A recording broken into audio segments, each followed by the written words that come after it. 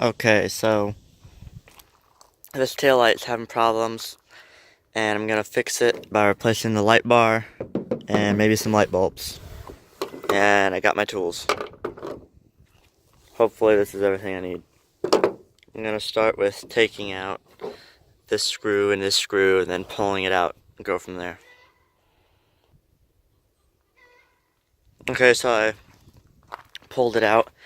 It has these two snaps here.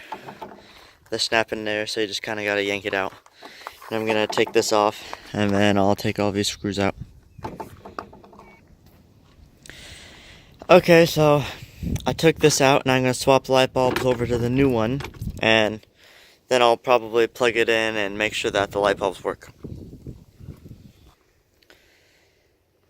Okay, I got that plugged in. Now I'll check to see if all the light bulbs work. Okay, they all work, so now I'm just gonna put everything back together. I'm all done. I didn't even have to replace any light bulbs. Now I got a couple extra ones.